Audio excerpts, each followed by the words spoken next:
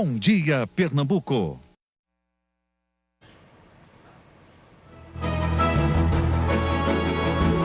Olá, bom dia para você. É quinta-feira, 29 de setembro. Estamos juntos no Bom Dia Pernambuco. Começamos hoje com imagens de São José da Coroa Grande. Fica a 121 quilômetros do Recife. Neste momento faz 24 graus. As praias atraem muitos turistas e a pesca artesanal é uma das atividades que sustentam a economia do município. De São José da Coroa Grande, a gente vai para Ipojuca, na região metropolitana. A cidade celebra hoje o Dia do Padroeiro, São Miguel Arcanjo. Milhares de devotos são esperados para as comemorações e o repórter Danilo César vai trazer todos os detalhes para a gente. Bom dia para você, Danilo.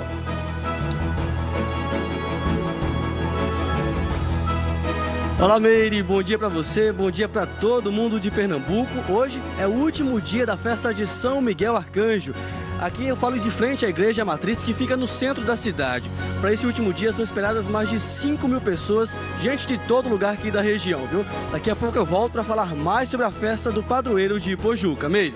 Até já, viu, Danilo? E de Ipojuca seguimos para o Recife para a gente falar sobre este Dia Mundial do Coração.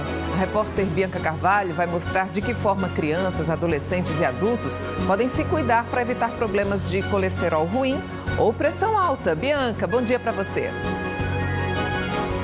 Oi, Meire, bom dia para você, bom dia para todo mundo, para você que está acordando agora pensando, vou ou não vou fazer atividade física? Venha, porque é muito bom, gente, ó, colesterol ruim, pressão alta, tudo isso predispõe à doença do coração. Isso é uma doença muito grave. Só esse ano aqui no Brasil, 300 mil pessoas já morreram de doenças do coração, de maneira geral. As mortes por doença do coração correspondem a 31%. Tem muita gente adoecendo. É só exercício físico? Não, claro, não é só exercício físico, mas o exercício físico é sim uma vacina, não só para a doença do coração, mas para várias outras doenças. Então se anima, gente, hora de levantar e sair de casa para fazer alguma coisa, se mexer. Daqui a pouco eu volto. Meire. Combinado, até já, Bianca. Olha, ter saúde e disposição ajudam muito quando a pessoa quer trabalhar. Além disso, é preciso ficar de olho nas oportunidades e no que as pessoas estão fazendo para superar momentos de crise. Hoje a gente traz novos exemplos para ajudar quem perdeu o emprego ou está com receio de ser demitido. E olha, há 3 dias das eleições municipais, o Bom Dia tira dúvidas dos eleitores. Daqui a pouquinho vamos saber o que é permitido e o que os eleitores não podem fazer no dia da votação. A gente também vai falar de prazos importantes que terminam hoje. E você vai ver ainda no Bom Dia de hoje o resultado da 4ª pesquisa do Ibope com as intenções de voto para prefeito do Recife. E tem mais. Está tudo pronto para o debate da TV Globo hoje à noite. 4 candidatos a prefeito do Recife vão apresentar propostas para governar a cidade. 24 dias sem atendimento nos bancos. A greve continua e muita gente reclama dos prejuízos. É o caso dos comerciantes de Petrolina. Respeito e pedido de paz. Centenas de pessoas acompanharam a primeira caminhada dos terreiros que percorreu as ruas da cidade do Cabo de Santo Agostinho. Cuidado com a saúde de crianças e adolescentes. A campanha para atualizar a caderneta de vacinação termina amanhã. Em Caruaru, a procura pelas doses para adolescentes está abaixo da meta. A maior preocupação é com o HPV, que causa o câncer de colo de útero. E vamos ao futebol com o Rodrigo Raposo. Oi, Rodrigo, bom dia. Bom dia, Meire. Bom dia para todo mundo que nos acompanha. O Santa Cruz lutou, mas não conseguiu a classificação na Copa Sul-Americana. Grafite brilhou, balançou a rede, mas o tricolor se despediu da competição. O Sport segue a preparação para encarar o Fluminense e os jogadores estão treinando nas condições parecidas ao palco da partida. No Náutico, o técnico Givanildo voltou ao trabalho, mas ainda não definiu a equipe para encarar o líder da Série B. Fãs eufóricas e emocionadas. Uma multidão foi ao shopping conferir o lançamento do primeiro livro de um ator de televisão muito querido. Olá, muito bom dia, eu sou Caio Castro e já vou estar aqui no Bom Dia Pernambuco contando para você um pouquinho de como é que foi a estreia, o lançamento do meu livro. É por aqui que vai para lá, aqui em Recife. Até já. Essas e outras notícias, agora no Bom Dia Pernambuco.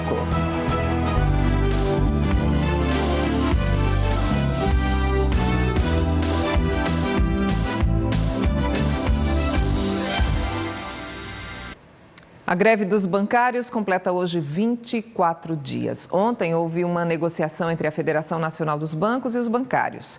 De acordo com o sindicato da categoria, aqui em Pernambuco, foi apresentada pela federação um reajuste de 7% e mais R$ 3.500 de abono para este ano. Mas os bancários avaliaram que a oferta causa perdas significativas para os trabalhadores e não aceitaram a proposta. A categoria pede um aumento salarial de 14,78%. Enquanto eles não chegam a um acordo, o atendimento ao público nas agências fica paralisado. Apenas os serviços dos caixas eletrônicos continuam disponíveis. Em Petrolina, o prejuízo por conta da greve não é só dos clientes. O comércio está bem parado. Tudo isso por causa da greve dos bancários, que diminuiu a circulação de dinheiro na cidade e derrubou as vendas entre 15% e 17% nesta loja. Nossa expectativa era conseguir chegar um mês com a meta batida, superada. E aí, por conta da greve, a gente tem um pouquinho da dificuldade, as queixas dos clientes com relação aos saques, aos limites de saques também. Nos caixas eletrônicos, né, os pagamentos que precisam ser feitos de outras contas e aí acaba sobrando para a gente aqui no comércio, né? Nesta outra loja, além das vendas, os pagamentos do crediário próprio também caíram, cerca de 20%. E os problemas não param por aí. Dificuldade do gerente em pagar as despesas da loja via boleto bancário. Como o banco está de greve, nós precisamos ir até a agência fazer muitos depósitos, vários depósitos ao dia.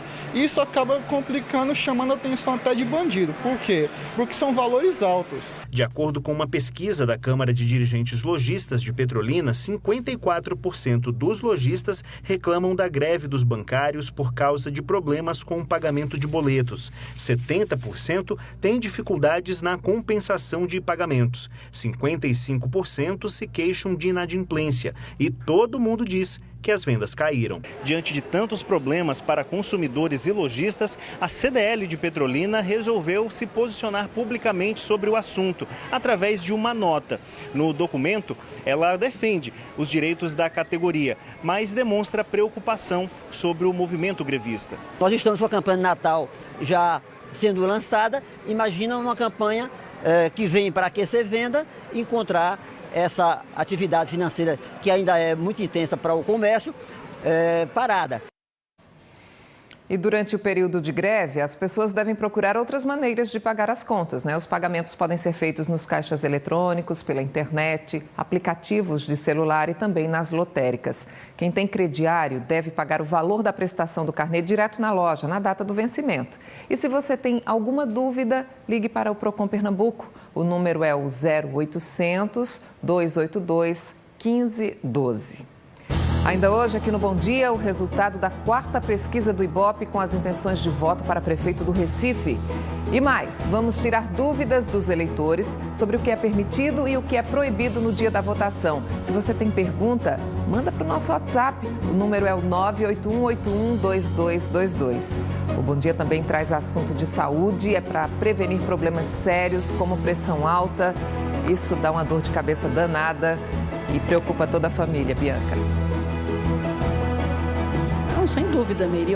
Pressão alta é uma doença silenciosa, viu? Quando pressão alta começa a apresentar algum sintoma, é porque a situação pode já estar muito grave. Então, pressão alta, colesterol alto, diabetes, tudo isso pode esconder outras tantas doenças. Essas já são doenças, inclusive a doença do coração. Por que a gente está falando disso, Meire, hoje? Porque hoje é o Dia Mundial do Coração e a gente veio aqui, mostrar no Parque da Jaqueira as pessoas se exercitando, caminhando, tentando se cuidar. Lembrando que é preciso sempre fazer avaliação com o cardiologista, saber se está tudo bem, com pressão, com coração. Daqui a pouco eu volto para falar sobre isso, Meire. Imagem bonita, até já, Bianca. E a gente traz ainda vaga de emprego, dicas para se preparar para uma entrevista de trabalho. Você vai ver também que quem tem menos de 60 anos e recebe auxílio-doença vai passar por uma nova perícia para continuar recebendo o benefício do INSS. A gente explica já já. Agora são 6h08.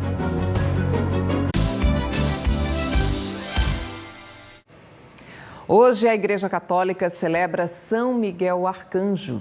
e os devotos fazem festa em várias comunidades de Pernambuco.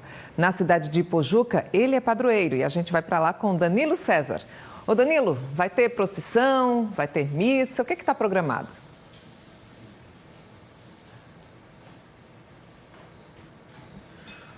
Olá, Meida, a gente estava lá na frente da Igreja Matriz de São Miguel, agora a gente entrou aqui, está bem pertinho do altar, né? A programação é a seguinte, hoje a partir das 10 horas da manhã vai ter uma missa aqui mesmo na igreja, às 4 da tarde vai ter uma procissão que vai percorrer aqui algumas ruas da cidade e quando a procissão chegar, vier aqui para a Igreja Matriz, vai ter a missa de encerramento. Então a gente convidou aqui o Frei Carlos para falar sobre essa festa, né? Frei, uma festa muito tradicional e muito antiga aqui na cidade. Bom dia para o senhor.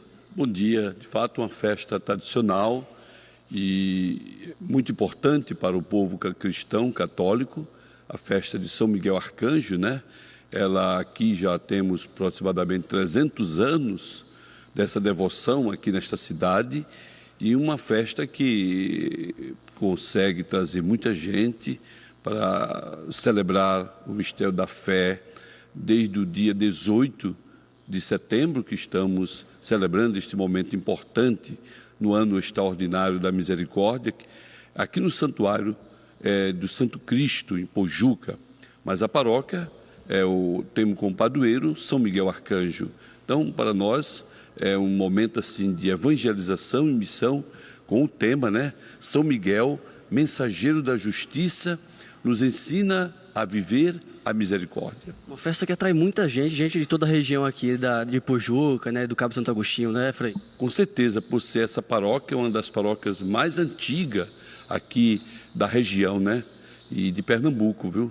Por isso que é uma devoção que atrai multidões, né, desde o dia 18 que aconteceu até hoje o encerramento com a celebração que acontecerá daqui a pouco às 10 horas e às 16h30 a procissão e depois a missa que será presidida pelo nosso Dom Fernando, a missa do encerramento. Dom Fernando Saboreda, é isso? Desculpe o equívoco, foi Dom Antônio, o bispo auxiliar, que virá celebrar após a procissão. Então, muito obrigado, Frei, pelas informações. Então, gente, hoje é feriado aqui em Pojuca e aí logo depois da missa de encerramento vai ter show na Praça Getúlio Vargas, que fica aqui no centro. Começa às 8 horas da noite e a programação segue com Dedê Baladeiro, Rogério Som e Gabriel Diniz encerrando a festa aqui, a festa de São Miguel Arcanjo em Ipojuca. Meire. É muita devoção, né, pelo Arcanjo, São Miguel Arcanjo. E o Bom Dia também está na rua para falar de saúde. 29 de setembro é o Dia Mundial do Coração. E para manter esse órgão funcionando bem, livre de doenças, né, uma das indicações dos médicos é fazer atividade física. E olha, nem precisa gastar muito dinheiro para fazer isso. A gente vai lá para o Parque da Jaqueira, na zona norte do Recife, com Bianca Carvalho. Até porque Bianca está fazendo uma caminhada leve, mas eu sei que ela gosta muito de exercício. O povo aí faz de tudo, Bianca. Qual é a indicação dos profissionais para quem está começando?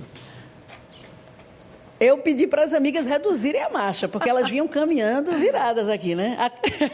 Porque senão não dá para acompanhar. Estava te esperando, Meire. Gente, vocês caminham todos os dias? Vou começar por você. Todos os dias. Segunda a sexta. Segunda a sexta. Aí dá quantas voltas aqui? 5 voltas. 5 a 6 voltas. 5. 5 voltas também? Também. Mas, gente, que ritmo, hein? Como é que é o ritmo de vocês? Um ritmo puxadinho, porque assim não dá resultado. Puxadinho? Puxadinho. E qual foi o resultado que vocês perceberam que vocês tiveram? Eu acho que a gente tem do enrijecimento muscular, a gente tem de uma animação, a gente chega aqui às vezes cansada, baqueada, mas até anima, prepara para o dia. Eita, é bom que você chega meio piunga assim quando vê, né? Mas sai com outro estímulo para o dia. Então deixa eu perguntar uma coisa para vocês. Eu pedi para vocês andarem devagarzinho. Então me mostrem como é que é o ritmo, porque aí eu aproveito que eu estou com o doutor Emanuel ali, que é cardiologista, para perguntar se o ritmo é esse. Como é que vocês andariam se eu não estivesse aqui aperreando? Seria como? O ritmo. Mostra aí para mim. Vamos lá, vamos puxando. Assim. Puxando. Puxando. Mais ou menos assim. Isso. Pronto. Vou deixar vocês irem. Um beijo para vocês. Tudo de bom. Deixa eu começar aqui a perguntar. Doutor, só me fala uma coisa. Gente, doutor Emanuel Abreu, cardiologista. O ritmo é aquele lá? É mais rápido que aquele? Se não correr, não adianta? Ou se andar até mais devagarzinho serve? Bom dia, Bianca. Na verdade, o ritmo vai se adequar a cada pessoa. É uma coisa muito personalizada. Primeiro, tem que saber como é que está a capacidade física dela. No caso dessas senhoras, elas já fazem há algum tempo. Então, como elas já fazem há algum tempo, elas já têm um ritmo mais acelerado. O ideal é começar com o ritmo mais devagar e ir aumentando progressivamente para evitar lesões. Que joia. E tem gente que tem muito ritmo mesmo, viu, doutor? Você veja aqui. Você não tinha esse peso, né? Você estava me dizendo que... E tu é alto pra danado, meu Jesus. Olha só, você perdeu quantos quilos caminhando? Caminhando e depois comecei a correr, né? Foram 26 quilos no total. Isso te deixou mais saudável? Teu coração está mais saudável? Sim, eu sentia muita dificuldade, inclusive para dormir, para subir escada, para caminhar. E há cerca de 4 anos atrás, eu procurei um profissional médico, né? Realizei uma bateria de exames. Foi constatado na época que eu era obeso mórbido tipo 1, então eu resolvi fazer uma mudança radical na minha vida, né? Buscando sempre uma melhor qualidade de vida. E comecei a caminhar, enfim, hoje eu sou amante da corrida, né? Que início para mim era um sacrifício, hoje para mim é prazer, né?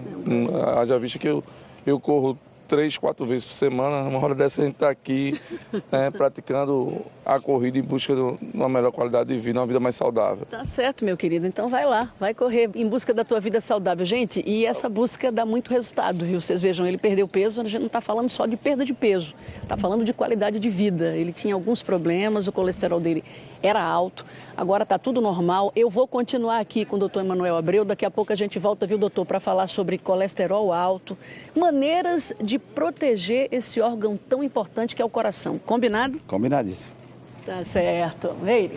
A pessoa tem que querer, né? Tem que ser determinada. Depois a gente vai combinar uma caminhada juntos, viu, Bianca? Tá certo?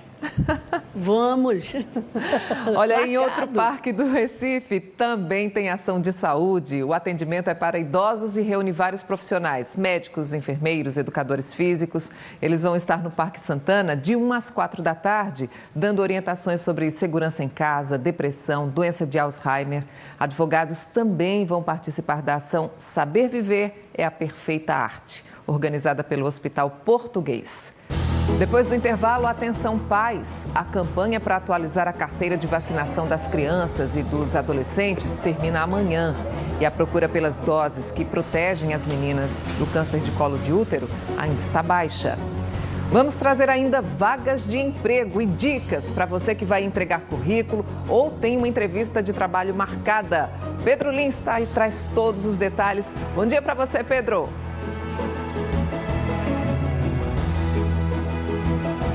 Oi, Meire, bom dia pra você, bom dia pra todo mundo. Olha só, gente, na hora de você se apresentar para uma entrevista de emprego, é muito importante aquilo que você vai falar. É importante também como você se apresenta para essa vaga. A gente vai trazer todos os detalhes ao vivo com um especialista em recursos humanos. Daqui a pouco eu volto com todas as informações. Meire. Até já então, Pedro. E você vai ver ainda o resultado da 4ª pesquisa do Ibope com as intenções de voto para prefeito do Recife. E tem mais. Centenas de jovens foram ao Shopping Recife conferir o lançamento do livro com experiências de imagens do galã de TV Caio Castro. A gente volta rapidinho, agora são 6 horas e 20 minutos.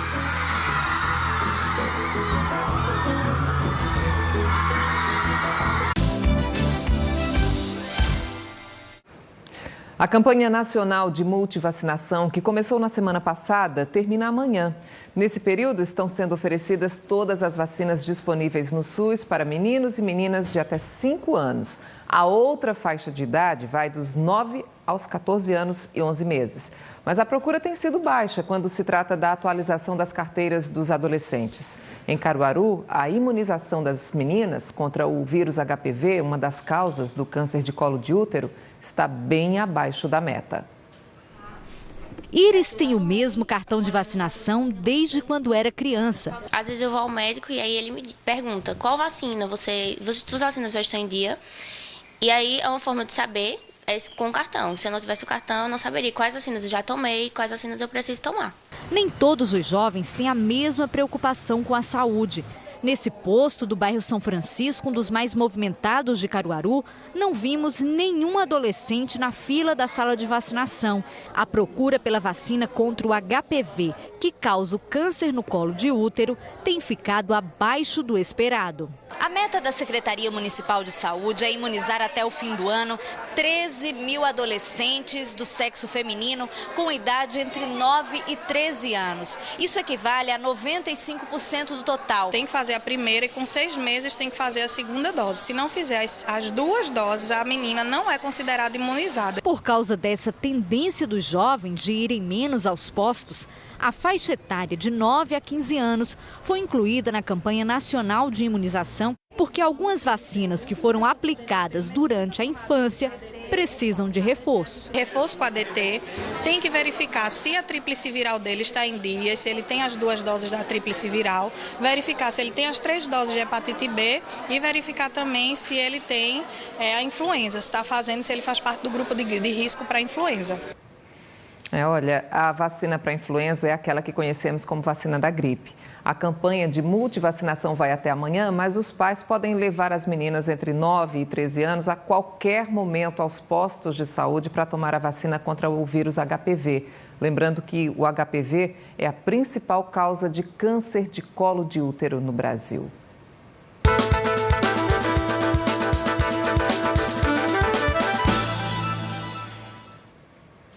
Hora de conferir as oportunidades de emprego da Agência do Trabalhador de Jaboatão dos Guararapes. Olha aqui comigo, 30 vagas para motorista de ônibus rodoviário. É preciso ter ensino médio completo, curso de condução de passageiros e carteira de habilitação na categoria D. O salário é de R$ 2.113. Também existem 10 vagas para operador de câmara fria, também com ensino médio completo. O salário é de R$ 980. Para qualquer uma dessas vagas é preciso ter experiência mínima de 6 meses, viu, gente? E é bom também anotar o telefone da Agência do Trabalhador de Jaboatão. Está aí na tela, 3482-5487. Tem muita gente saindo todo dia para procurar emprego e voltando para casa, muitas vezes até decepcionado, né?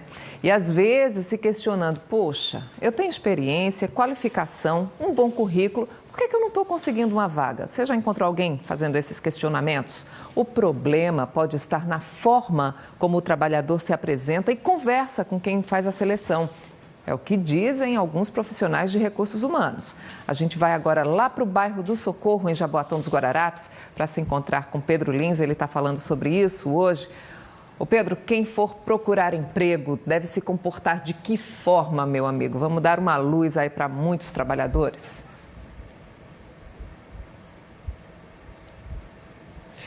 Meire, olha só, o cuidado deve começar no momento da entrega do currículo. Porque às vezes a pessoa já vai entregar o currículo desanimado, achando que não vai conseguir essa vaga. Então é importante também ele se apresentar com segurança, com firmeza, no momento que ele vai entregar mesmo o currículo. Eu estou com o Eliabe Serafim, que é consultor de RH, e vai trazer muitas dicas para a gente. Eu já quero começar justamente por isso, pela entrega do currículo, Eliabe. A gente diz o que para a pessoa ou simplesmente entrega esse currículo? Bom dia. Bom dia, Pedro. Bom dia a todos. É o seguinte, o candidato, seja ele de qualquer perfil, ele tem que se lançar, né? Na medida que ele chega na empresa, vai entregar seu currículo, ele tem que dizer para o selecionador o que ele sabe fazer e não esperar que a empresa diga o que ele deve fazer. É importante esse detalhe porque as qualificações que hoje temos no mercado dá essa sinalização. Então, ele precisa estar antenado, sabendo quais são justamente as capacitações importantes para que ele, nesse momento, ele ofereça também o serviço para a empresa. Então, no caso, eu digo que a frase seria, eu vim aqui entregar meu currículo ou não? Qual que seria a frase, então? Não, eu vim aqui contribuir para o crescimento da empresa e também preparar minha carreira. Tá? Fazer crescer junto com a empresa, tá?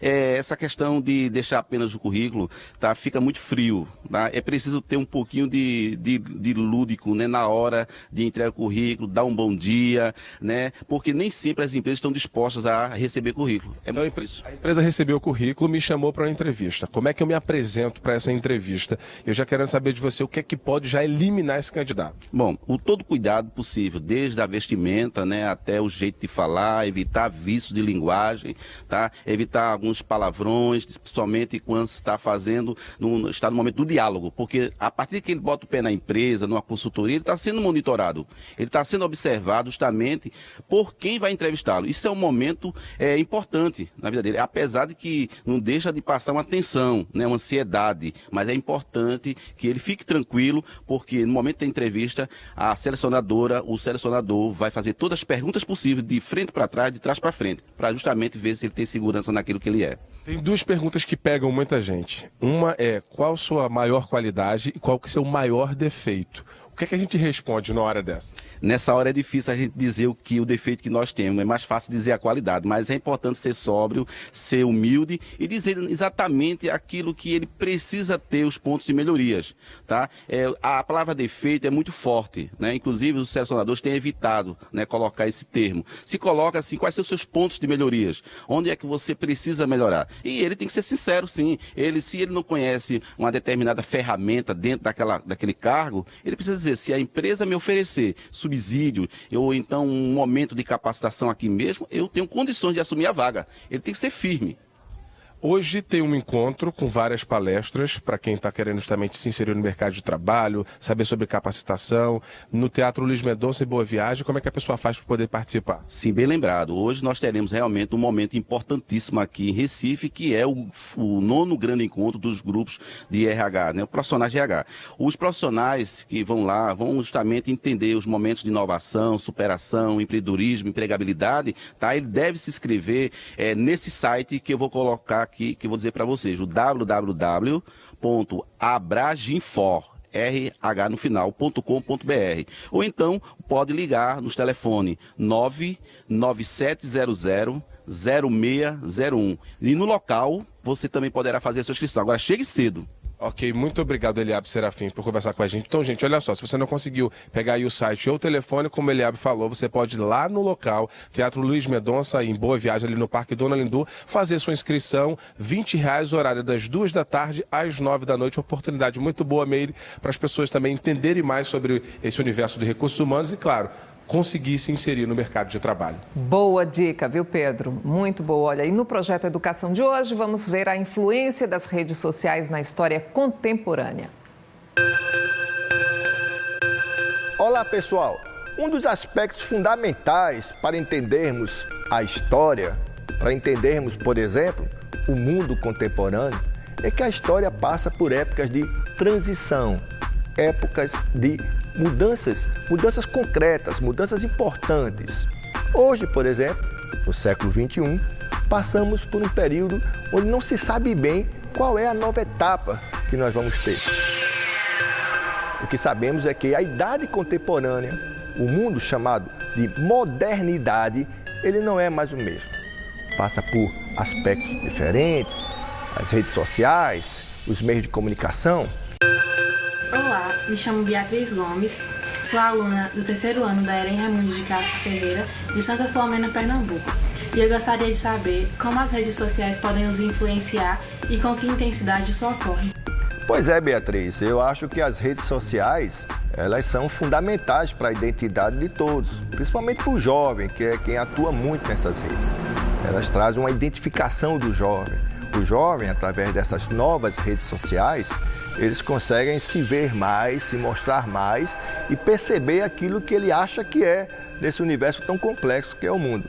E nas redes sociais temos como característica fundamental a ação de movimentos sociais. São movimentos de rua, movimentos que estão conectados com as redes sociais. Eu espero por você. Vá lá no g1.com.br/pr. Depois do intervalo, centenas de pessoas acompanharam a primeira caminhada dos terreiros, que percorreu as ruas do Cabo de Santo Agostinho. O Bom Dia traz também o futebol. O Santa Cruz lutou, o grafite brilhou, balançou a rede, mas o tricolor se despediu da Copa Sul-Americana. A gente conta tudo para você já. E Bianca Carvalho vai falar hoje sobre um problema que afeta o funcionamento do coração. Bianca. A gente vai falar de colesterol, viu, Meire? Tem o colesterol ruim, que que é o LDL, esse a gente tem que manter sempre sob vigilância e baixo. E tem o colesterol bom, aquele que protege o organismo, aí esse a gente tem que subir. Mas o que é que faz para o ruim descer e para o alto subir? Daqui a pouco eu vou dar essas explicações. Agora, estou querendo saber de eleição, vou chamar a repórter Cassione Gomes, que sabe tudo sobre eleição. E o que é que você traz para a gente hoje, Cassi? Bom dia! Bom dia, Bianca, bom dia a todos. A gente tenta, passar o máximo de informações possíveis para o eleitor, que é o grande personagem da história.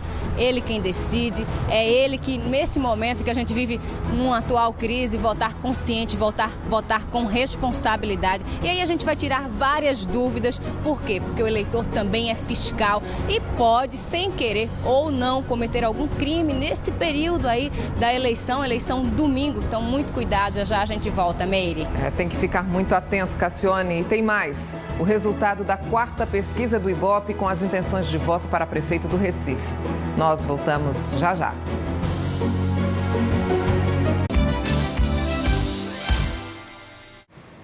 Hoje à noite, depois da novela Velho Chico, você acompanha aqui na Globo o debate com os candidatos à Prefeitura do Recife.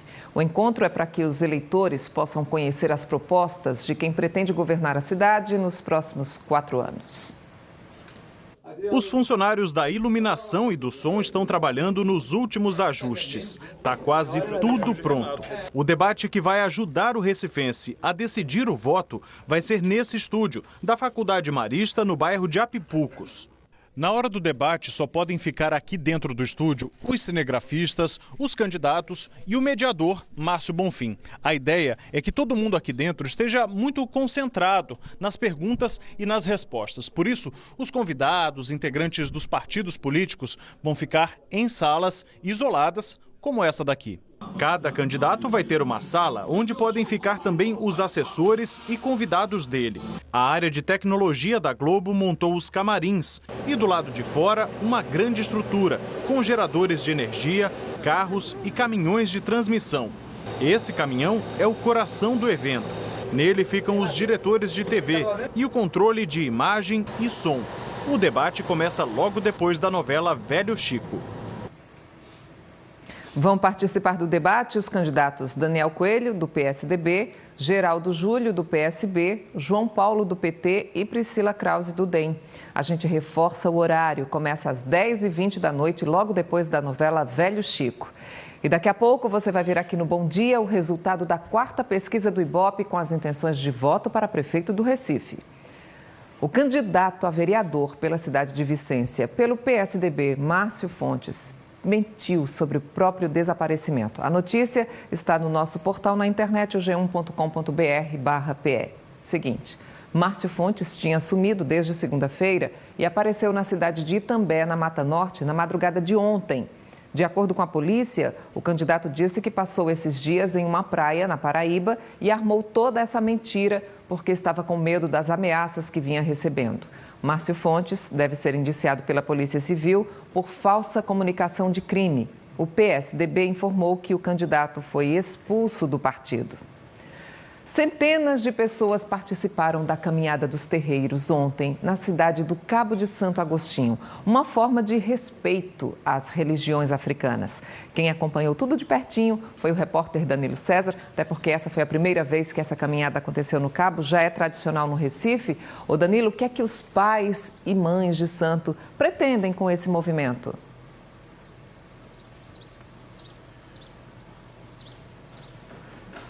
Chamar a atenção, Meri, contra a violência e essa caminhada foi contra a violência, né? A pessoas que frequentam terreiros de candomblé, de umbanda e de jurema. Então tem gente ali sofrendo ameaças, então eles pedem o fim da violência e o fim da intolerância religiosa. É o que a gente vai acompanhar agora na reportagem. Ao som de cânticos aos orixás, eles pediram respeito às religiões. A gente está aqui para mostrar nosso direito de exercer nossa religião, assim como todas as outras, desde que com respeito. Representa um grito por respeito. Nós somos invisíveis perante a sociedade. A caminhada foi organizada porque líderes de terreiros começaram a sofrer ameaças. tocaram fogo no barracão de Pai Douglas. E durante uma semana eu sofri ameaças, né? Ameaças de tocarem fogo no meu barracão, ameaças de fechar o meu barracão, ameaça de dar tiro em mim. Pai Adilson é babalorixá há quase 30 anos e também já sofreu discriminação. Estamos aqui levantando essa bandeira para diminuir, para que sejamos nós mais respeitados e valorizados. O Cabo já tinha uma militância muito forte, mas não tinha ainda decidido ir às ruas. E é indo às ruas que a gente diz não à intolerância religiosa, não ao racismo, não à homofobia.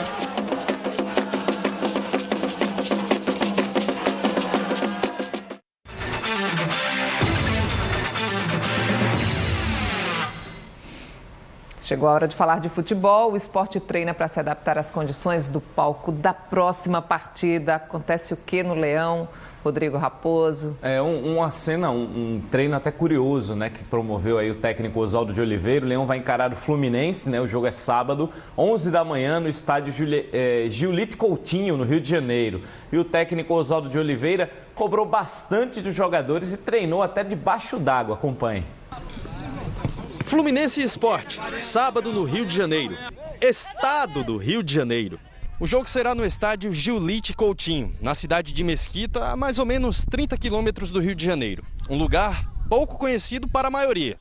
Mas atenção, eu falei maioria, não todos. Era um estádio bem pequeno, onde os vestiários eram embaixo da arquibancada. E é um caldeirão, sem dúvida, então o jogo fica bem pegado. E o professor Oswaldo já tem feito esse tipo de treino com a gente, com essa intensidade mais forte. Eu dou tempo para respirar, não tem problema. Mas ninguém devagar, todo mundo em cima. Firme! Vai! A intensidade foi tão forte que o sistema de irrigação do campo, onde o time treinava, foi ligado durante o trabalho dos jogadores. E a intenção do técnico Oswaldo de Oliveira não era dar um refresco aos atletas. Sem dúvida nenhuma, é para a bola ficar mais rápida, porque muitas das vezes a gente joga em campos que a gente não conhece, às vezes está bastante molhado. A gente está preparado para qualquer tipo de situação. Se o campo lá em Mesquita estará molhado ou não, a gente não sabe. Mas num jogo às 11 da manhã, no calor, bem que podia rolar um jato d'água assim, hein? Já pensou, hein?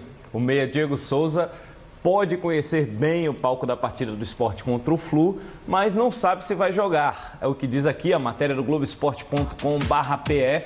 Diego Souza é suspenso por 2 jogos pelo Superior Tribunal de Justiça Desportiva e o Derlei pegou uma partida. O julgamento aconteceu ontem à tarde e como o Diego já cumpriu o automático, o meia só fica mais um jogo fora. Justamente essa partida contra o Flu. O Diego foi punido pela sua expulsão no clássico contra o Santa, depois de uma confusão com o volante Derlei, que também foi expulso, né, e pegou uma partida, como a gente viu aí no título. A diretoria do esporte pretende recorrer da decisão. O departamento jurídico vai enviar um requerimento para conseguir efeito suspensivo e ter o jogador nessa partida do próximo sábado. Senão vai ficar complicado, né? Difícil sem o Diego. Nossa Senhora. E o Náutico, hein, gente? O técnico Givanildo voltou aos trabalhos, né? Voltou a trabalhar o Giva, né? O treinador não pôde ir ao CT na terça e voltou a comandar o treino ontem, mas não definiu a equipe para encarar o líder da Série B. Natália Dielu conta pra gente como foi a quarta-feira alvirrubra.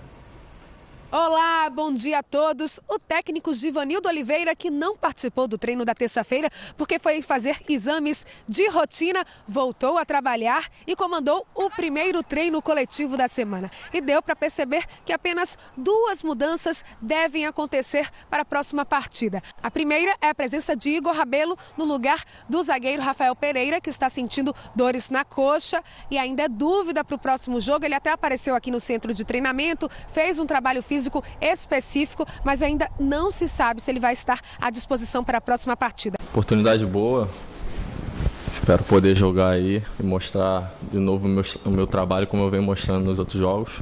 A outra mudança foi a presença de Matheus Miller na lateral esquerda, no lugar de Gaston Filgueira, que está suspenso. E por aqui também rolou um pequeno susto. O volante João Ananias deixou a movimentação depois de machucar o rosto durante o treino, mas nada que preocupe, ele voltou rapidamente depois, estará aí à disposição do Náutico para o próximo jogo contra o Vasco, sábado, na Arena de Pernambuco. Enfrentar o líder é sempre uma expectativa, porque todo mundo espera um grande jogo, né?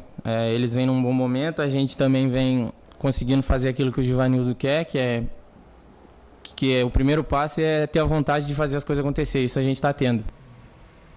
Que bom, hein? E falando em jogo, que jogo emocionante ontem, hein, gente? O Santa Cruz deu adeus à Copa Sul-Americana, mas não foi por falta de apoio, não.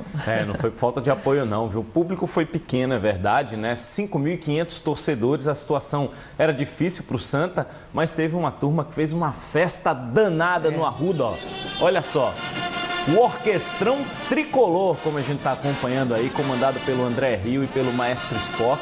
Mais de 200 músicos, torcedores do Santa. A ideia era empurrar o Santa Cruz para cima do Independiente Medellín com muita música pernambucana, como a gente está acompanhando aí, ó. Bom, essa festa até deu certo, o Grafite desencantou, fez 3 gols, os 3 gols que o Santa precisava, mas quando parecia tudo resolvido, aos 31 do segundo tempo, o Independiente conseguiu o gol que deu a classificação aos colombianos. Vamos ver como é que foi a partida de ontem à noite no estádio do Arruda. Começou com o Santa em cima, Santa Cruz jogou muita bola no jogo, especialmente no primeiro tempo, João Paulo arriscou. O Davi Gonzalez defendeu e aí já veio o gol do Santa com 13 minutos. João Paulo na cobrança de falta e o Grafite 90 dias sem marcar, 3 meses, 15 jogos sem fazer um gol. Voltou a marcar e desencantou nessa partida Grafite, hein? Voltou inspirado, né, Rodrigo? Demais. 1-0 para o Santa Cruz. Aí, ó, o Edson Cole, que estava substituindo o Thiago Cardoso, fez essa defesa aí. O Caicedo mandou e o Cole conseguiu defender.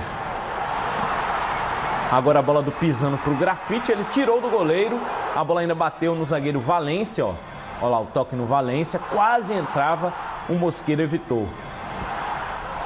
Santa Cruz impossível no cruzamento do Pisano, a cabeçada do Grafite para fazer 2-0, ampliando a vantagem, igualando o placar do primeiro jogo, né? Tinha perdido por 2-0, esse resultado aí levaria a decisão para os pênaltis. Aí o Caicedo foi lançado, saiu bem do gol, o Edson Cole por baixo ali, ó. Pegou a bola, não cometeu o pênalti. No segundo tempo, Córdoba chutou e o Edson Cole teve dificuldade para defender, mas conseguiu defender. Aí o Jadson ficou com essa bola ali na área, bateu, ela passou perto do gol do Medellín. Passe do Queno para o Grafite, que tirou do goleiro, 3-0 para o Santa. Santa Cruz aos 26 minutos... estava com a classificação na mão, né? Com o resultado de 3-0, que a gente achava muito complicado. Santa Cruz construiu até com certa facilidade no jogo. Mas aí veio a falha do goleiro Edson Cole. Que fase dos goleiros do Santa, hein? Saiu mal o Edson Cole e aí o Ibarguin de cabeça diminuiu para os colombianos. O Thiago estava mal, saindo mal do gol também. Entrou o Edson Cole e levou um gol por falha aí, 3-1. Santa Cruz foi para cima, tentou ali na cabeçada do Dani Moraes. A bola desviou ainda na marcação e foi para fora. No finalzinho, aos 45, o Mazinho teve a grande chance, mas bateu em cima do goleiro Davi Gonzalez. Terminou 3-1 para o Santa, Independiente Medellín classificado. E ao final da partida, o lateral direito Léo Moura lamentou muito essa eliminação tricolor. A gente conseguiu foi fazer os 3 gols. Mais uma vez, numa bobeada nossa, deixamos o cabecear sozinho dentro da área. Então, a partida de hoje, a vontade, a luta tem que servir de lição para essa retomada no Brasileiro aí que a gente precisa muito. Foi por muito pouco, né? Pois é, passou perto, né? Uma bela lição porque eles jogaram bem, né? Que peguem agora o embalo para o Brasileirão, né? Para o Brasileirão. O Santa vem jogando bem, né? Não foi aquele jogo do Figueirense, não foi bem. Aquele outro anterior, porque não tinha o Léo, o João Paulo e também o Queno, né? Contra o Independiente. Mas o Santa Cruz vem conseguindo fazer boas partidas. O problema é que não vem conseguindo conquistar a vitória no Campeonato Brasileiro. Ontem venceu, mas esse golzinho aí na falha do goleiro realmente... Foi por pouco, né? Foi por muito pouco, né? Teve até a chance no final ali de fazer o 4º gol, precisar de uma vitória por 3 gols de diferença, mas ficou a lição aí para o Santa, que disputou a primeira competição internacional da história do clube. Meio. Pois é. Segunda-feira tem mais, né? Tem mais, sim. E amanhã a gente volta com outras notícias esportivas. Até amanhã, então. Bom dia para você, Rodrigo. E Bom depois dia. do intervalo, quem tem menos de 60 anos e recebe auxílio-doença vai passar por uma nova perícia para continuar recebendo o benefício do INSS. E ainda o resultado da 4ª pesquisa do Ibope com as intenções de voto para prefeito do Recife. E vamos tirar dúvidas dos eleitores sobre o que é permitido e o que é proibido no dia da votação. Cassiane Gomes.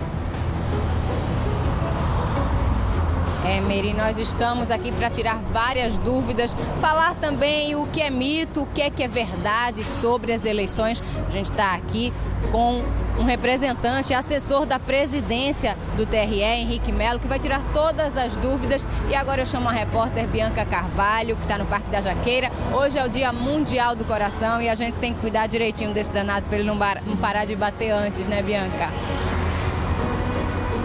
Com toda certeza, Cássia. A gente tem que cuidar dele bem direitinho, fazer a prevenção, os exames necessários. Eu estou aqui com Fátima, daqui a pouco vou entrevistar ela. Ela estava caminhando, disse que tinha uma pressão um tiquinho elevada. Estamos com tensiômetro aqui. Doutor Emanuel Abreu vai olhar a pressão de Fátima daqui a pouco, vai aferir a pressão dela. A gente vai conversar sobre isso, gente. Pressão alta, colesterol, Dia Mundial do Coração. O que fazer para proteger esse órgão tão importante? Daqui a pouco eu volto para falar sobre isso. Agora, gente, veja, estresse é ruim para tudo, né? Estresse é ruim para qualquer doença. Eu vou chamar o repórter Pedro Lins, porque às vezes quando a pessoa está sem emprego, né, Pedro? Está sem dinheiro, está numa situação complicada, a pessoa se estressa. E estresse adoece a gente. Agora, você tem um belo exemplo de empreendedorismo, de uma pessoa que conseguiu virar o jogo e está bem. Bom dia, Pedro.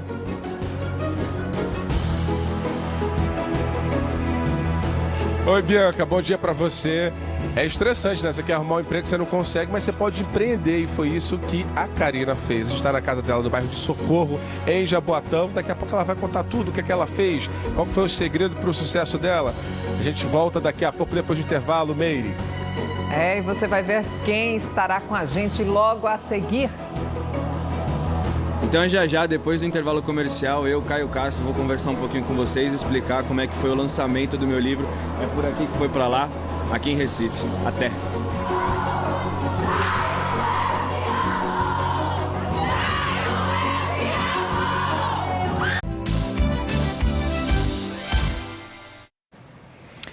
Quem recebe o auxílio-doença do INSS precisa ficar atento. Nos próximos 2 anos, as pessoas com menos de 60 anos e que recebem o benefício vão ser convocadas para fazer uma perícia. Essa convocação vai ser feita por meio de uma carta enviada pela Previdência Social.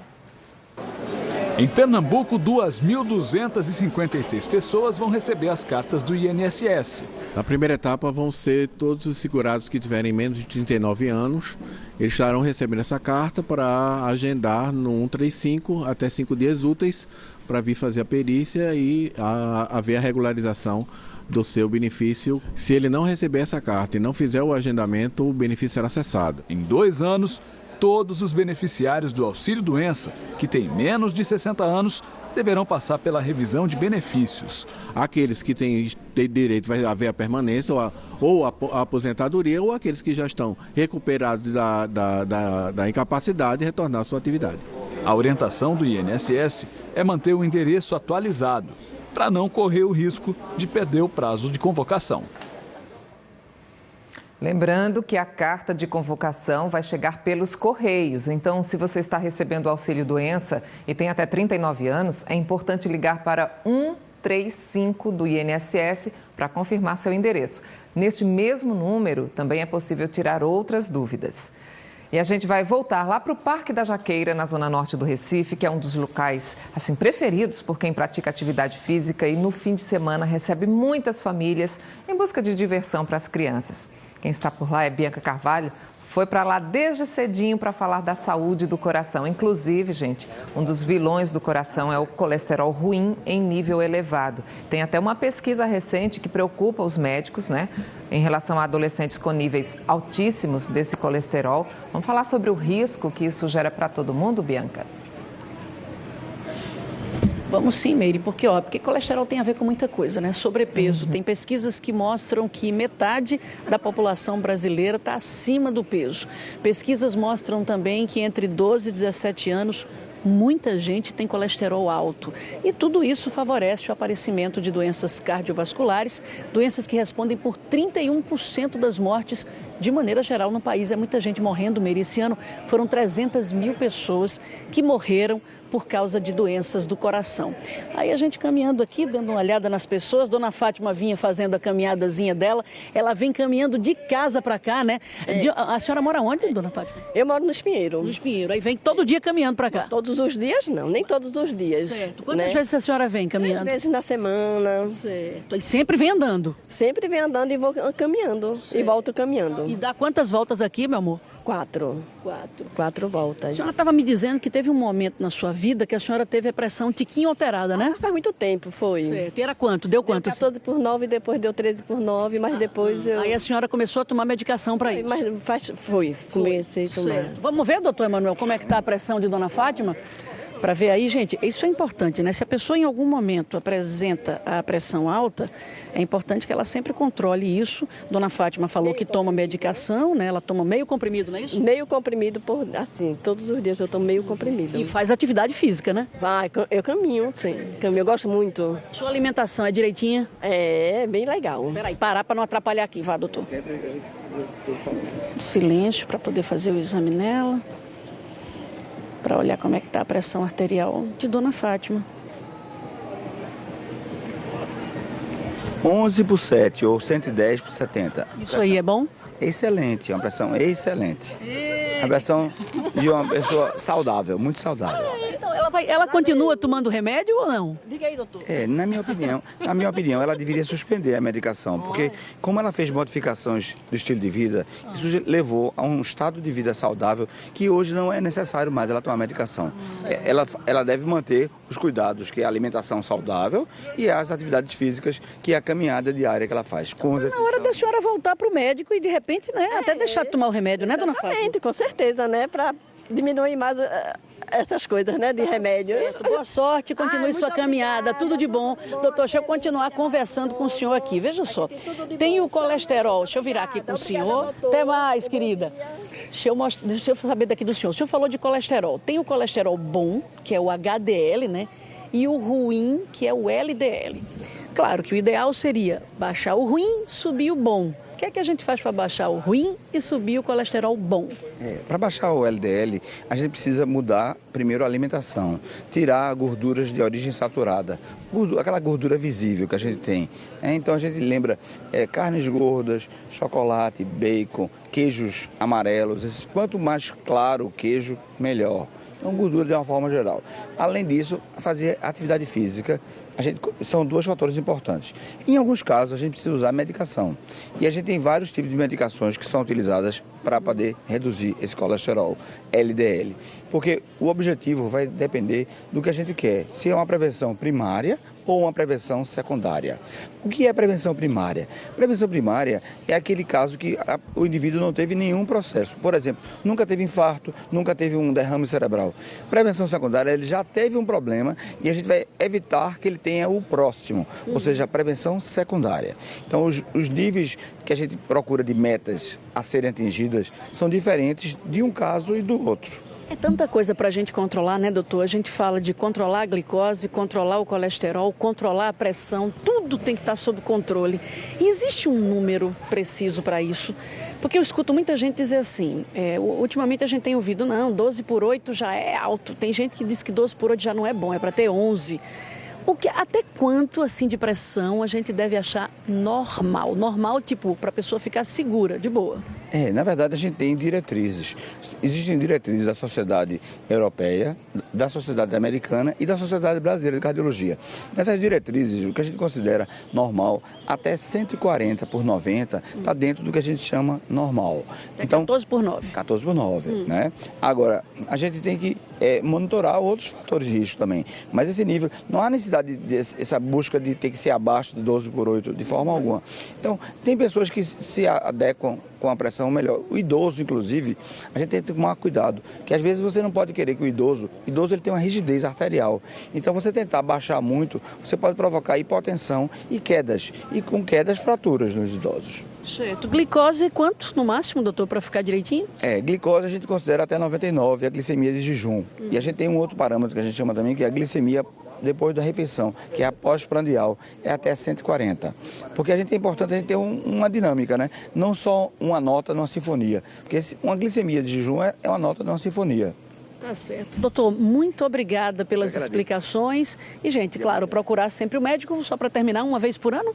Uma vez por ano, com certeza. Tá certo. Muito obrigada. A gente volta para o estúdio agora.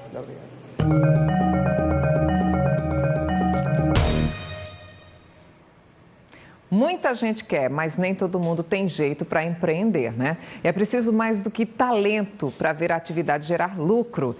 Tem quem saiba vender, tem aquelas pessoas que não sabem, tem que saber lidar com as exigências dos clientes, tem que buscar alternativas quando o movimento cai. Por isso, muita gente, em meio a uma demissão ou para completar a renda da casa, decide virar empreendedora.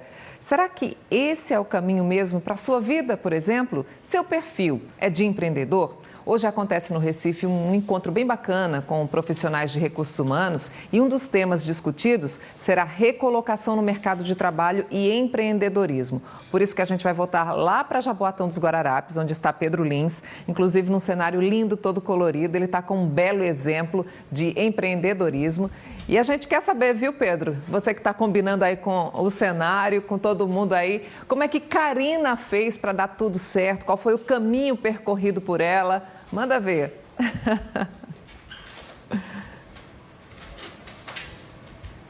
E Karina, Meire, pode falar logo do... Não, foi coincidência, viu? Eu acabei vindo de rosa, também cheguei aqui no mundo rosa aqui. E outra coisa, a Karina é nossa colega porque ela é jornalista também.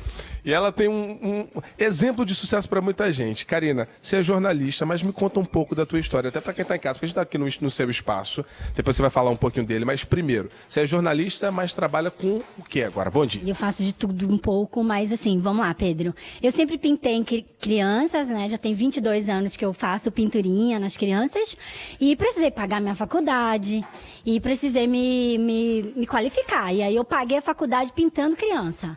Depois eu vi, Pedro, que não dava dinheiro não, esse negócio de jornalismo não, né, Meire? Muito obrigado para você, bom dia também, mais uma vez. Foi bem complicado. Aí o que eu fiz? O que eu fiz? Eu continuei estudando e passei no concurso. Quando eu fui concursada, eu não conseguia mais dar conta das pinturas, mas eu já estava colocada no mercado. E os clientes queriam que eu continuasse fazendo, mas eu não podia. O que eu fiz? Montei uma equipe. Aí foi o desafio, porque montar uma equipe, para ela ter a tua cara, ter a cara do teu negócio. Uma equipe que faz coisas belíssimas, como as meninas estão fazendo aqui, né? Incríveis, coisas incríveis mesmo. É preciso ter paixão, né? Empreender é ser apaixonado pelo que faz. É preciso a gente descobrir o que move a gente, o que faz a gente se movimentar para construir algo, né? O que faz a gente acreditar em algo. Quando você decidiu que era o momento assim de empreender, o que é que foi mais difícil? Sem dúvida, encontrar as pessoas que tivessem a cara do meu negócio. E também não dava para fazer dinheiro com um camarim na festa ou um contrato de pintura. Eu precisava, para manter a equipe, eu precisava de uma logística. Então, o maior desafio, sim, foi ter que investir nesse negócio e acreditar nele. Graças a Deus, tá dando bem, tá dando certo. E ele tem sido referência e já tem bastante gente fazendo igual. E tá muito bonito. A gente está aqui também com a Cássia Albuquerque, que é especialista em recursos humanos e vai fazer também uma palestra justamente sobre isso, sobre recolocação no mercado, empreendedorismo. No caso do exemplo da Karina, a gente encaixa como uma recolocação no mercado de trabalho ou empreendedorismo. Cássia, bom dia. Bom dia, Pedro. Bom dia, Meire. No caso da Karina, é empreendedorismo. Quando você parte para o mercado formal, você faz o processo de recolocação. Mas quando você tem um certo capital que você quer investir, então aí sim a característica é empreendedorismo, pequeno empreendedor. Você viu que ela falou que uma das maiores dificuldades foi justamente que ela tinha que montar toda uma estrutura, tinha que contratar pessoal, ela contratou várias meninas para trabalhar com ela.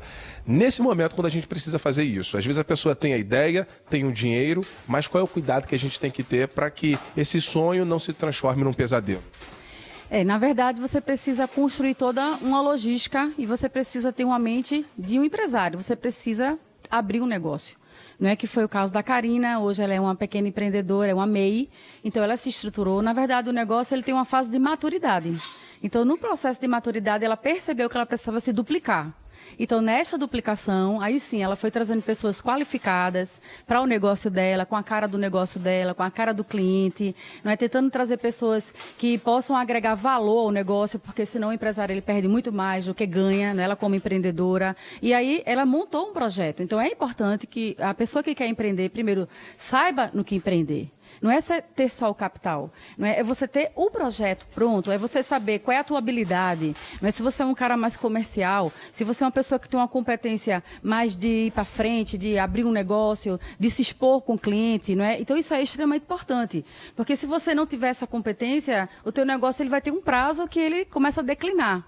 Então, você precisa se associar com as pessoas certas, você precisa ter uma mini estrutura que vai te dar condição, porque do outro lado, quem vai comprar o teu serviço não vai te achar uma pessoa desestruturada, e sim um profissional que vai ter condição de alavancar. Então, no momento dela, como ela já cresceu, ela já tem um tipo de maturidade profissional, ela conseguiu se duplicar através das meninas. E uma coisa muito bacana, Miri, eu vou até pedir licença aqui à Cássia para ver aqui atrás, Beto, rapidinho, para falar, porque ela falou que com a pintura ela pagou a faculdade, mas as meninas que ela empregam também faz isso. Como é que é teu nome? Bom dia. Bom dia, Camila. Faz faculdade para quê, Camila? Enfermagem. E esse dinheiro está te ajudando como?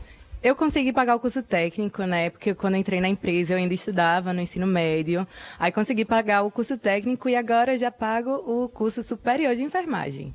Mas quando se formar, o que é que você pensa? Deixar de pintar ou vai associar as duas profissões? Vou associar porque eu adoro o que eu faço.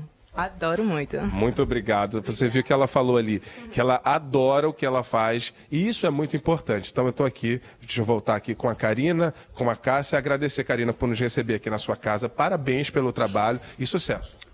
Beijo pra Meire, beijo pra você, todo mundo. Tchau, pessoal. Cássia, então esse é o segredo. Não é só dar oportunidade para outras pessoas, mas também que as pessoas gostem de fazer esse trabalho. Eu acho que o empreendedor é um profissional, é uma pessoa que já foi profissional alguma vez, então ele tem condição de pegar aquilo que ele já sabe, o conhecimento dele, a competência dele, e estudar acima daquele conceito, não abrir de qualquer forma, porque ele também pode perder o capital investido. Então ele precisa ter estrutura. Muito obrigado também por conversar com a gente. Meire, todas as dicas foram dadas. A gente lembra que o encontro hoje no Parque Dona Lidu, a partir das 2 da tarde, pode fazer a inscrição lá no local, R$20, para saber mais sobre empreendedorismo e também sobre recolocação no mercado de trabalho.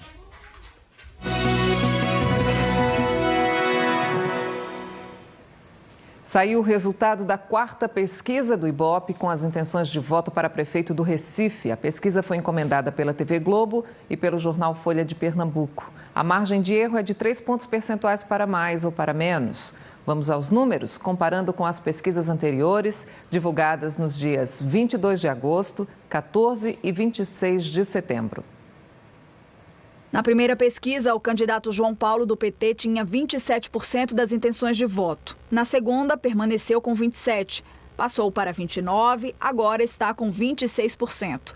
Na margem de erro, poderia ter de 23% a 29%. Geraldo Júlio, do PSB, tinha 26%. Na segunda foi para 38%, passou para 39%, agora aparece com 40%. Com a margem de erro, poderia ter de 37% a 43%. Daniel Coelho, do PSDB, estava com 11%. Na segunda pesquisa foi para 13%, depois para 15%, agora tem 17%. Com a margem de erro, teria entre 14% e 20%. Priscila Krause, do DEM, tinha 8% na primeira pesquisa. Na segunda, apareceu com 4%, foi para 3%, agora permanece com 3%. Com a margem de erro, não chegaria a 1% ou teria 6%. Edilson Silva, do PSOL, estava com 4%. Ficou com 3% na segunda pesquisa, na terceira foi para 2%, agora tem 1%. Com a margem de erro, não chegaria a 1% ou teria 4%. Brancos e nulos eram 15%, na segunda pesquisa 10%, na terceira 8%, agora permanecem nos 8%. 6% não souberam ou não responderam à primeira pesquisa. Na segunda, 4%, depois 3% e agora são 4%. O candidato Carlos Augusto, do PV, permanece com 1%, também registrado nas pesquisas anteriores. Os candidatos Simone Fontana, do PSTU, e Pantaleão, do PCO, não atingiram 1% das intenções de voto. O Ibope fez 3 simulações de segundo turno. Os candidatos escolhidos para esses cenários foram aqueles com intenções de voto mais altas na pesquisa do Instituto no dia 26 de setembro. A margem de erro é de 3 pontos percentuais, para mais ou para menos. Uma foi entre Geraldo Júlio, do PSB, e João Paulo, do PT. Geraldo Júlio aparece com 51% dos votos. Com a margem de erro, teria entre 48% e 54% dos votos. João Paulo, do PT, teria 34% dos votos. Com a margem de erro, ficaria entre 31% e 37% dos votos. 11% dos pesquisados disseram que votariam em branco ou anulariam o voto. E 5% não souberam ou não responderam. A outra simulação foi entre Daniel Coelho, do PSDB, e João Paulo, do PT. Daniel Coelho teria 41% dos votos. Com a margem de erro, ficaria entre 38% e 44% dos votos. João Paulo aparece com 40% dos votos. Com a margem de erro, teria entre 37% e 43% dos votos. 13% dos pesquisados disseram que votariam em branco ou anulariam o voto. E 6% não souberam ou não responderam. E a outra simulação foi entre Geraldo Júlio, do PSB, e Daniel Coelho, do PSDB. Geraldo Júlio aparece com 49% dos votos. Com a margem de erro, teria entre 46% e 52% dos votos. Daniel Coelho teria 32% dos votos. Com a margem de erro, ficaria entre 29% e 35% dos votos. 15% dos pesquisados disseram que votariam em branco ou anulariam o voto. E 4% não souberam ou não responderam. O Ibope mediu também o índice de rejeição, perguntando aos entrevistados em qual candidato eles não votariam de jeito nenhum. A margem de erro é de 3 pontos percentuais, para mais ou para menos. 42% dos eleitores disseram que não votariam no candidato Pantaleão, do PCO. 35% não votariam em João Paulo, do PT. 31% não votariam em Simone Fontana, do PSTU. 31% em Edilson Silva, do PSOL. 27% em Carlos Augusto, do PV. 24% não votariam em Priscila Krause, do DEM. 22% não votariam em Geraldo Júlio, do PSB. 21% não votariam em Daniel Coelho, do PSDB. 3% poderiam votar em todos os candidatos. 4% não souberam ou não responderam. E o Ibope perguntou aos entrevistados como eles avaliam a administração do prefeito Geraldo Júlio. 39% dos entrevistados disseram que a administração é ótima ou boa, 41% regular, 18% ruim ou péssima e 3% não souberam avaliar. A pesquisa ouviu 1.001 eleitores entre os dias 25 e 27 de setembro. O nível de confiança é de 95%, o que significa que, considerando a margem de erro, a chance do resultado retratar a realidade é de 95%. A pesquisa está registrada na Justiça Eleitoral. Outros detalhes da pesquisa você pode ver na edição de hoje do Jornal Folha de Pernambuco. E hoje é o último dia para a divulgação da propaganda eleitoral gratuita no rádio e na televisão dos candidatos a prefeito e a vereador. Até domingo, a Justiça Eleitoral vai ficar de olho no cumprimento dessa e de outras regras. E para que tudo ocorra sem problemas, para eleitores e candidatos, a gente segue tirando dúvidas com a repórter Cassione Gomes. Inclusive, Cassione, queria saber o seguinte: tem chegado muitas dúvidas, muitas queixas ao Tribunal Regional Eleitoral aqui em Pernambuco? Tem sim, Meire, pelo Disque Eleitor, que é o 3194-9400. Os eleitores têm ligado, sim, são dezenas de dúvidas que estão sendo tiradas todos os dias. E a pessoa liga ao custo de uma ligação local.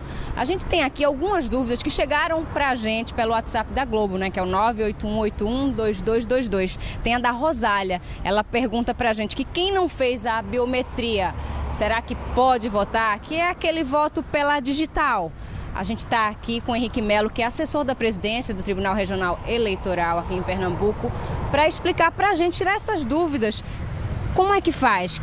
Não vai poder votar mesmo? Vai poder votar? Bom dia. Em primeiro lugar, os eleitores que não fizeram o recadastramento biométrico, eles não vão poder votar. Por quê? Porque tiveram seus títulos cancelados. Porém, após a eleição, esses eleitores poderão comparecer ao cartório eleitoral do seu domicílio para regularizar a inscrição.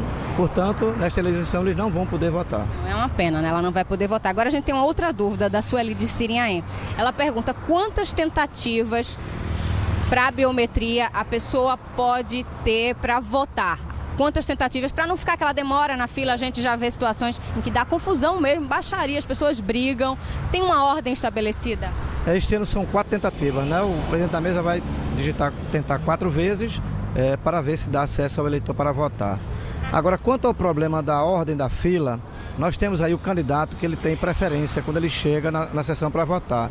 Depois nós temos aí o juiz eleitoral com os seus auxiliares, os servidores da Justiça Eleitoral, os membros do Ministério Público, os promotores eleitorais, policiais militares, idosos, gestantes, lactantes, deficientes. Esta é a ordem que está na legislação eleitoral para que o secretário que fica lá na porta da fila, autorizando o eleitor a votar, permita que eles entrem na sessão eleitoral. Agora tem uma dúvida também da Luciana. Ela pergunta o seguinte: ela vai trabalhar no dia da eleição, ela precisa votar rápido. Se ela levar uma declaração da empresa afirmando isso, ela vai poder votar mais rápido? Onde é que ela se dirige? Ela vai poder passar na frente das pessoas? As pessoas que estão trabalhando no dia da eleição, elas devem ser autorizadas pelos seus respectivos trabalhos para poder, então, exercer o direito de voto. Agora, ao chegar na sessão eleitoral, ela vai ter que se portar na fila, porque tem que seguir esta ordem de preferência que eu acabei de colocar aqui. Mas existe, por exemplo, os profissionais da área de saúde, os médicos, as enfermeiras de plantão. Esses sim terão preferência para votar. Agora vamos aos prazos. Tem prazo que está encerrando hoje, tem prazo amanhã, sábado e domingo. Vamos explicar para os eleitores, até porque eles são fiscais disso, eles vão poder denunciar qualquer irregularidade. Hoje é o último dia para a realização de comícios e reuniões públicas. Porém, pode se estender até as 2 horas da manhã, do dia 30. Então, amanhã, 2 da manhã, poderemos ainda ter comício e reunião pública. Também hoje termina, não é o dia para debate. Hoje é o último dia para a realização de debates. Pode se estender até as 7 da manhã, do dia 30 também. Então, hoje se encerra, né, esses eventos aí, comícios, reuniões públicas e também o programa gratuito no rádio e na televisão. E amanhã, sábado? Sábado. Sábado é permitida carreata, caminhada, passeata para distribuição de material de campanha. Não pode ocorrer o chamado comício relâmpago. É proibido parar para fazer um comício ali rápido. Porém, distribuição de material. Carro de som também é permitido das 8 da manhã até as 22 horas. É permitido também a colocação de bandeiras também nas vias públicas e aquelas mesinhas também para distribuição de material de campanha. Isso é na véspera da eleição. E no dia, o que é que não pode de jeito nenhum? Ou melhor, apenas o que pode? No dia da eleição, propaganda eleitoral totalmente proibida. No dia da eleição. Mas no dia da eleição também é crime eleitoral, por exemplo, a boca de urna, a chamada arregimentação de eleitores, por exemplo, na frente da sessão eleitoral para votar também é proibido, isso é crime eleitoral. E o mais importante é o que pode ocorrer na véspera da eleição, que é o derrame de material de... A cidade fica imunda. Justamente. Aquele derrame daquele material que a gente chama de santinho, né? Hoje é considerado crime eleitoral. Então os eleitores devem se precaver quanto a este tipo de atitude para evitar serem, por exemplo, apanhados em flagrante e serem conduzidos aos juízes eleitorais competentes para as providências cabíveis. Porque a Secretaria de Defesa Social tem mais de 400 câmeras, né, pela cidade, vai ter polícia no dia. Os policiais civis, também militares, eles estão orientados para, por exemplo, percebendo qualquer pessoa derramando material na frente dos locais de votação, conduzir ao juiz eleitoral competente para que o juiz tome as providências cabíveis. Agora, a gente quer saber o que é mito e o que é verdade no dia da eleição. Tem muita gente que pensa que o voto do eleitor, principalmente no interior, aquelas seções menores, nas pequenas localidades, que esse voto pode ser identificado. Vamos deixar bem claro aqui. O voto do eleitor jamais será identificado. Por quê? Porque a urna eletrônica, quando o eleitor vota, ela não grava nem o número do título, nem o nome do eleitor. Fica gravada a chamada assinatura digital.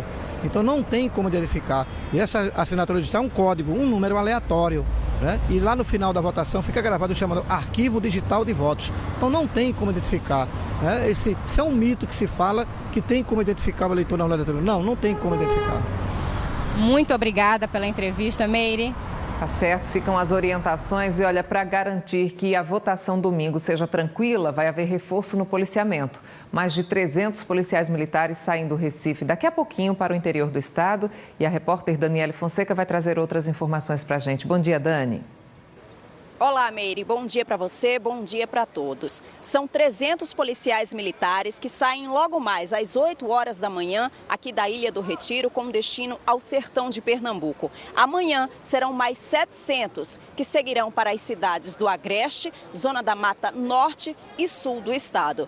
Eles serão responsáveis por mais de 3.300 locais de votação em todo o estado. Eu vou conversar agora com o Coronel Carlos Dalbuquerque, ele que é comandante-geral da corporação. Em que exatamente esses policiais vão atuar? Bom dia para o senhor. Bom dia, Daniela. Bom dia, Meire. Nossos policiais estarão lançados na segurança das eleições, garantindo a tranquilidade do pleito, assim como irão se incorporar ao efetivo lançado ordinariamente para garantir a segurança pública em nosso estado. Esse pessoal vai trabalhar agora apenas no primeiro turno? Esse pessoal, sim. Esse pessoal, o planejamento inicial foi feito nos pontos e os mais de 3 mil locais de votação que foram disponibilizados pelo Tribunal Regional Eleitoral e aí todo o planejamento inicial em cima do primeiro turno. Muito obrigada pelas informações do senhor. Tenha um bom trabalho, um bom dia. Voltamos ao estúdio com você. A casa do prefeito e candidato à reeleição na cidade de Camutanga, na Mata Norte, foi alvo de tiros nesta madrugada. De acordo com a polícia militar, 2 homens em uma moto teriam feito os disparos contra a casa de Armando Pimentel, do PSB. Essas fotos aí foram enviadas para o nosso WhatsApp e mostram as marcas de tiros no portão da casa. Ninguém ficou ferido. Até o momento, a polícia não sabe o que motivou os disparos. E daqui a pouquinho tem Bom Dia Brasil. Vamos saber alguns assuntos com Chico Pinheiro. Oi, Chico, bom dia. Olá, muito bom dia, Meire. Muito bom dia para você em Pernambuco, no Recife, em Olinda. Daqui a pouco no Bom Dia Brasil você vai ver que um candidato a prefeito e um PM que fazia a segurança dele foram mortos a tiros em Goiás. O ataque foi durante uma carreata no município de Itumbiara. O vice-governador do estado participava do ato de campanha e também foi baleado. Outras 2 pessoas ficaram feridas. O atirador era um ex-funcionário da prefeitura e foi morto. A justiça bloqueia mais de 30 milhões de reais de contas pessoais e da empresa do ex-ministro Antônio Palocci, que foi preso na última fase da Lava Jato. Você vê daqui a pouco às 7h30 no Bom Dia Brasil. Aguarde. Até já já, Chico. E olha, chegar perto de um ídolo da TV, do cinema, da música é o sonho de todo fã. E foi essa paixão que levou uma multidão ao Shopping Recife ontem. Olha isso. Todo mundo querendo conhecer o ator Caio Castro, que lançou um livro. Ator ou escritor? Bom, o certo é que é por aqui que vai pra lá. Caio Castro estreia como escritor em um livro cheio de histórias e viagens. O galã aproveitou o momento de folga para deixar tudo registrado no papel. Isabelle garantiu o primeiro lugar na fila. 13 horas de espera. Foi uma coisa que aconteceu naturalmente. Eu vim cedo porque eu pensei que ia dar muita gente, então eu quis garantir minha chegada, né? O que vai fazer na hora? Vou abraçar ele, agradecer a ele pelo livro, pelas coisas que ele fez na televisão e pela admiração que eu tenho por ele. O cara não é só um rostinho bonito na TV, não. Ó, eu não estou afirmando nada. Quem garante é a Vitória, que leu todo o livro e se amarrou nas histórias. Deu até vontade de fazer viajar também pelo um ano todo. Muito interessante, gostei muito. E nem eram só as mulheres que estavam loucas para encontrar o galã. Ivan era o primeiro homem da fila. Rapaz, ele é uma pessoa muito interessante, como escritor, como ator e como pessoa. No livro tem uma parte que Caio Castro diz que largou tudo porque estava cansado de bater fotos, fazer selfies. E adivinha o que a Alexia queria? Uma foto. E se ele tirar a selfie, tudo bem, né? Tudo bem. Se ele quiser namorar com você? Não, né? Eu tenho namorado. Ah. Foi só o Caio Castro chegar para elas ficarem assim, ó, enlouquecidos. E quando Caio Castro apareceu, era para tampar os ouvidos. Ele conversou com a gente e falou dessa ideia de virar escritor. Então a minha ideia era era exatamente essa, inspirar as pessoas a viajar mais, inspirar as pessoas de repente a ter um estilo de vida mais leve, mais tranquilo, com menos apego às coisas, né, a esse mundo que a gente vive, tão sistema, tão bitolado. E isso me faz muito bem, assim, viajar, conhecer outras culturas, conhecer pessoas diferentes. Mas o que elas queriam mesmo era abraçar, apertar, presentear e choraram muito de emoção. Inesquecível, o melhor momento. Não consigo colocar pra fora o que eu senti nesse momento. Ele é muito demais, ele é muito tudo, muito príncipe. Vai esquecer, vai dormir essa noite? Não, jamais. E é com essa vibração, essa alegria gostosa que os fãs sentem que a gente se despede hoje. Bom dia pra você, tudo de bom. Até amanhã.